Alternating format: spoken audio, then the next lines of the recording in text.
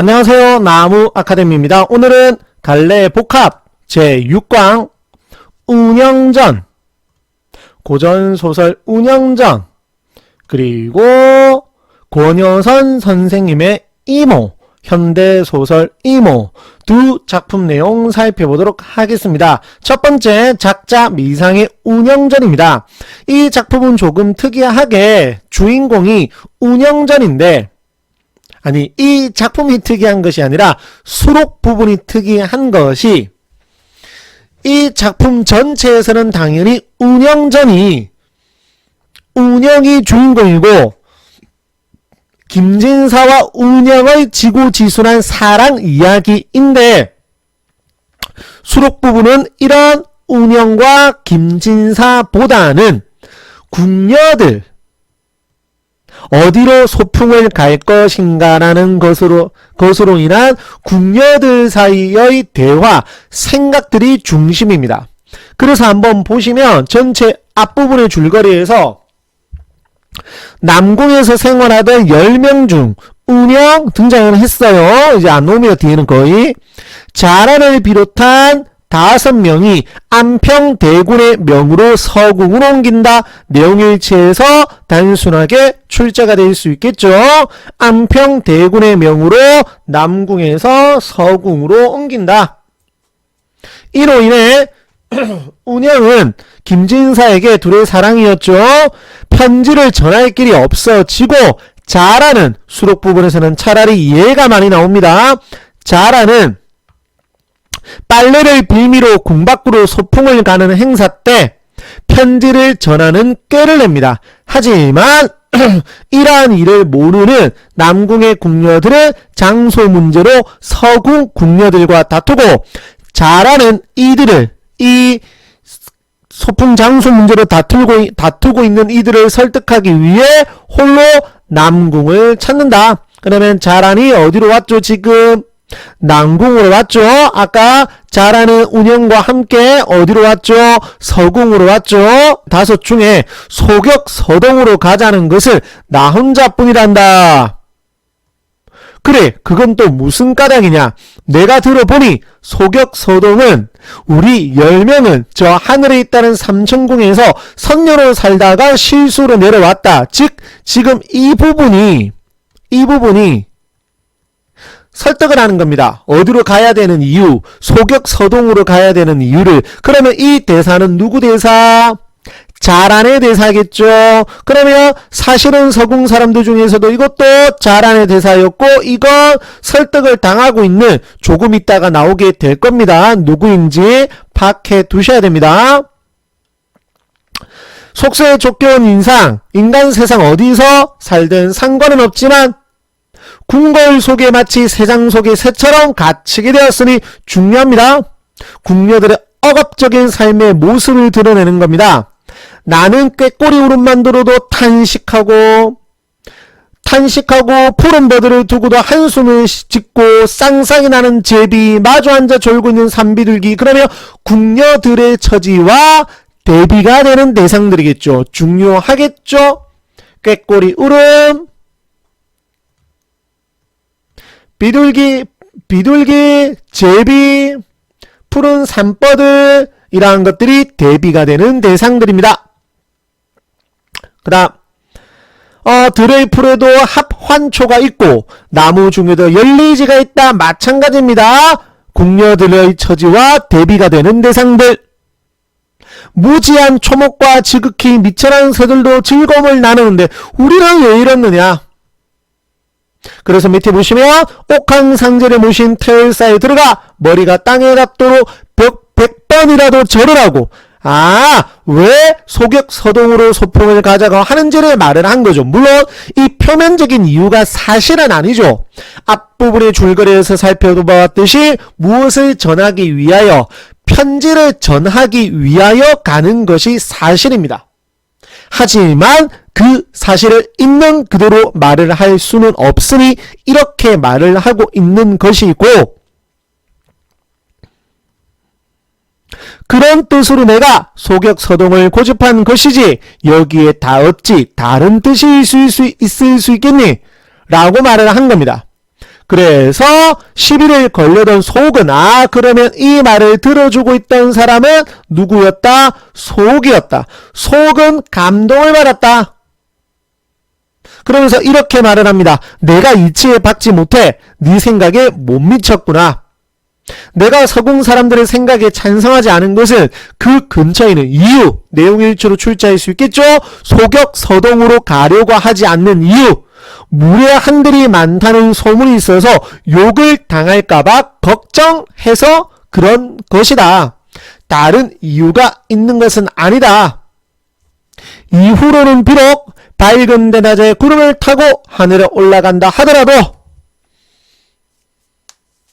네 뜻을 따를 것이며 강이나 바다에 들어간다고 해도 너를 따르리라 라고 말을 한 것입니다. 자, 그랬더니 밑에 무릇 일은 마음이 정해져야 되는데 순리에 따르지 못한 것이다. 충에 어긋나는 것이다. 신의를 잃은 것이다. 이것들은 바로 부용이, 이건 부용의 대사이거든요. 부용이 왜 소격서동으로 가자라고 하는 것에 대해서 반대를 하는지 그 이유입니다. 그래서 나는 가지 않겠다, 나는 따르지 않겠다 라고 부용이 반대를 한 것입니다. 그리고 보시면 보련 또한 반대 의사를 이야기를 했습니다. 다들 사리가 분명하고 똑똑한 궁녀들이었으니까요. 그러면서 이제 하는 게 말이라고 하는 것은 문신하는 바늘과 같은 것이다. 조심해야 된다. 근데 잘하는 말에는 무엇인가 숨겨진 것이 있고 사실은 사실이죠. 숨기는 것이 있죠. 지금 숨겨진 것이 있고 속의 말은 상대방을 인정하지 않으면서도 마지못했다라는 것이고 중요한 것은 뒤에 보시면 부용의 말도 비판하고 있습니다. 자신이 왜 소격서동에 가지 않으려고 하는지만 말을 하는 것이 아니라 다른 사람들의 말에 대해서도 비판을 하고 있는 것입니다. 이 부분이 매우 중요합니다. 그래서 나는 가지 않겠다, 행차에 참여하지 않겠다 라고 말을 한 것입니다.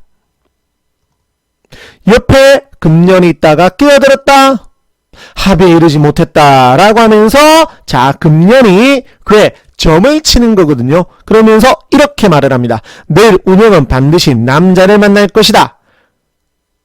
운영의 몸을 상하게 할까 두려워 가까이 하지 못하는 것이다 라고 금년이 말을 했습니다. 이러한 것도 당연히 내용일치. 자, 그래서 이제 운영이 쓸쓸한, 이제야 운영이 조금 등장을 하는 거죠. 그래서 손가락질을 하고 눈짓을 보낼 것이니 이런 수치스러운 일이다. 그래서 금년이 행차에 따라가지 않으려는 것입니다. 그의 점괘와 함께 이러한 측면들 때문에 행차에 참여하지 않으려는 것입니다. 그래서 이제 다 들었죠. 잘하는 일이 그르친 것을 알고 상심하여 됐습니까? 이 정도 수록 부분을 정리해 볼 수가 있겠습니다. 중요한 것은 왜 소격서동으로의 행차에 대해서 궁녀들이 반대를 하는지 그 이유들을 정리하는 것이 가장 중요하다고 볼 수 있겠습니다. 핵심 정리 보시고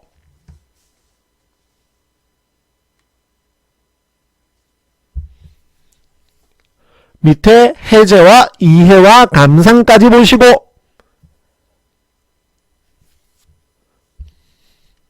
됐습니까? 그 다음에 뭐 전체 구조, 주된 갈등 양상 보시고 이렇게 정리를 해볼 수 있겠습니다. 자, 그러면 이제 다음 작품으로 넘어가 보도록 하겠습니다.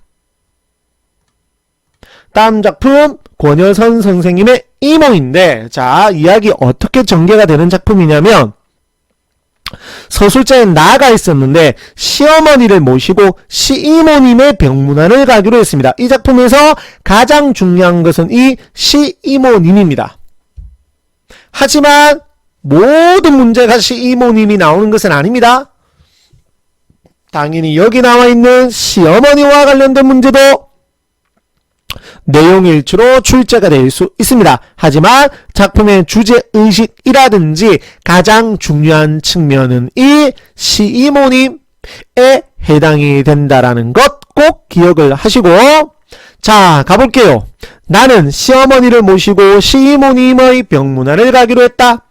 한 번쯤은 가보는 게 도리일 터였다. 어머니가, 여기서 어머니는 시어머니입니다. 합리적이고 강단 있는 분이라 적잖은 의지가 되었다. 요런 것도 내용일치로 출제가 될 수 있겠죠. 어머니는 길도 복잡하니 택시를 타자고 했다. 자, 이제 어디가 아프신지 묻자. 췌장암이라는 간단한 대답. 자, 어느 정도인지 물어보려고 했는데 어머니의 얼굴을 보고 그만두었죠. 뭐 만약에 심각했으면 심각한갑다, 아니면 그냥 편안해 보였으면 그 정도 심하시지는 않으시구나 라고 생각을 했겠죠. 그래서 어머니의 얼굴을 보고 병의 경중에 대해서는 더 이상 묻지 않았다라는 것. 자, 그리고 이제 말을 합니다. 우리 언닌, 이모님이겠죠? 아주 괴팍한 사람도 아니지만 그렇다고 다정한 편도 아니다. 누구한테 민폐 끼치는 걸 싫어하고 차라리 자기가 손해를 보고 마는 성격, 인물의 대사를 통해서 다른 인물의 성격을 말하고 있습니다. 나는 서술자는 그런 점에서 둘이 닮았다고, 즉 시이모님과 시어머니가 닮았다고 생각했다. 내용일치로 둘의 성격을 이렇게 비교해서 출제할 수 있겠죠. 난 좀 일찍 결혼한 편인데 결혼하고 나서는 친정에 자주 왕래하지 않았다. 왜? 친정이 싫었으니까. 친정에 대해서 부정적으로 생각을 했습니다. 좋아하지 않았습니다. 어머니는 이렇게 말하고 나를 보았다. 이렇게. 자, 중요한 거 나옵니다. 정보. 우리 언닌 평생 직장생활 하면서 결혼 안 했습니다. 내용일치. 결혼하지 않았고 엄마 모시고 살았고, 그리고 경철이라고 하는 철없는 사람이 있었고, 걔가 가끔 들락거렸는데 돈 사고 치면 뒷바라지를 누가 했다? 이 시이모님이 했다. 자기 인생을 살지는 못한 것이죠. 그 다음, 우리는 어느새 엘리베이터 앞에 도착했다. 사람들이 들어왔을 때는 말을 하지 않았죠. 내린 후에야 다시 이야기를 했습니다. 자, 그랬는데 다시 이야기의 내용 보시면 재작년 가을인가 갑자기 편지 한 장만 써놓고 사라졌습니다. 자기를 절대 찾지 마라. 인연 끊겠다.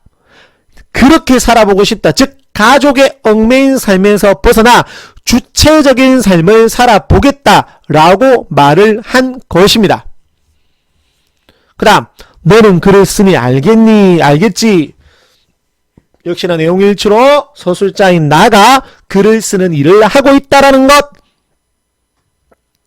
밑에 우리 언니도 옛날엔 글쟁이가 역시나 내용일치 시이모님과 서술자의 공통점이 있죠.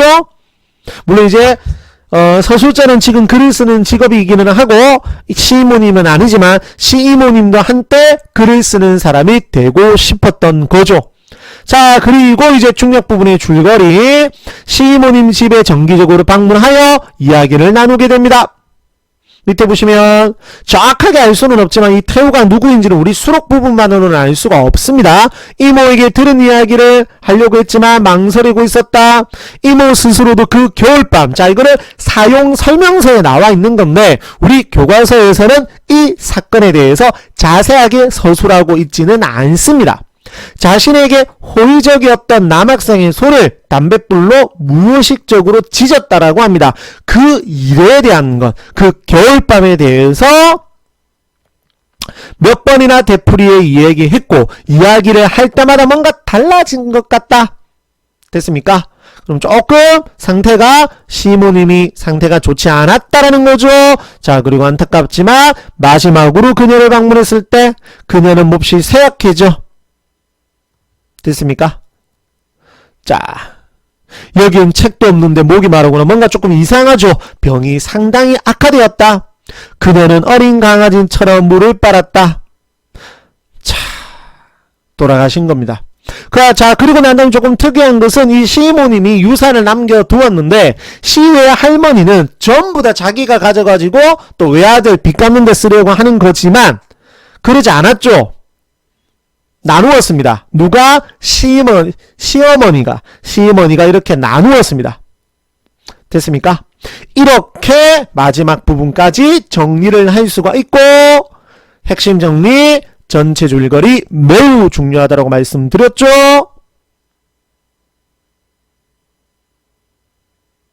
읽어보셨나요? 해제와 이해와 감상까지 읽어보시고, 오늘도 이렇게 두 작품에 대해서 살펴보았습니다. 학생 여러분께 이 영상이 도움이 되었으면 좋겠습니다. 감사합니다.